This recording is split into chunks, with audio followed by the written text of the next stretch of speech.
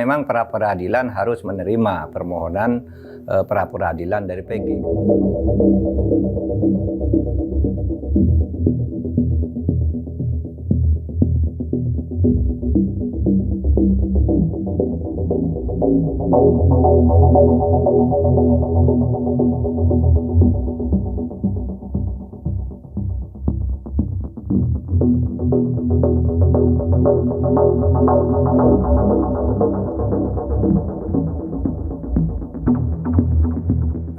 Kasus Vina, sekarang perkembangannya baru ketika pra peradilan Peggy diterima. Apa pandangan Pak Mahfud dengan perkembangan terbaru itu? Bagus. Memang sejak awal saya berpikir memang pra peradilan harus menerima permohonan pra peradilan dari Peggy. Karena seperti saya katakan dulu, itu kan penanganannya bukan hanya terlihat tidak profesional, tapi juga menimbulkan kesan kolutif dan konspiratif. Gitu. Kenapa? Dulu kasus itu kan sudah 8 tahun lalu dibiarkan dan baru dibuka lagi sesudah ada film Vina sebelum seminggu. Itu sudah sangat tidak profesional.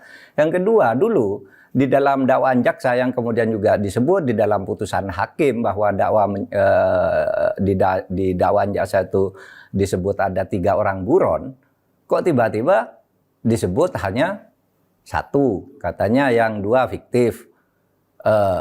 Kemudian Peggy-nya juga diragukan bahwa itu orangnya. Nah, oleh sebab itu daripada tidak jelas, lebih baik ya diputus. Tidak jelas kesalahannya, tidak jelas subjeknya maupun objeknya udah jelas yaitu pembunuhan Vina. Tetapi subjek pelakunya kan tidak jelas kalau itu Peggy. Nah, di dalam prinsip hukum pidana itu ada adagium. Lebih baik membebaskan 1000 orang yang bersalah daripada Anda menghukum 1 orang saja yang tidak bersalah. Itu sangat jahat menghukum orang yang tidak jelas kesalahannya. Oleh sebab itu saya tabik lah kepada hakim yang telah memutus pra peradilan dengan berani, jujur, dan juga kepada pengacaranya yang gigih memperjuangkan Peggy.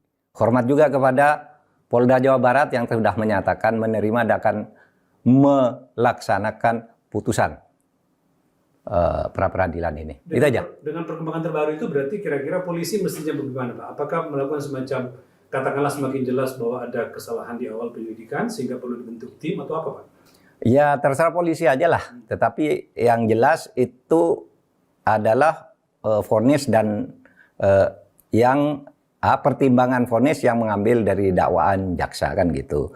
Berarti itu ada gitu 3 orang yang menjadi buron itu. Nah selama ini kan kesannya yang menjadi buron itu disembunyikan sehingga lalu dibiarkan 8 tahun nggak usah dibuka gitu. Lalu ketika terungkap oleh sebuah film gitu lalu dicari kan gitu kesannya dan itu sebabnya lalu dibatalkan oleh pra peradilan di Bandung. Bagus. Menjunjung tinggi prinsip jurnalisme dalam setiap tayangan terbaiknya, Kompas TV menghadirkan berita bernilai sebagai referensi. Ikuti semuanya dan pastikan diri Anda lebih berkualitas bersama Kompas TV.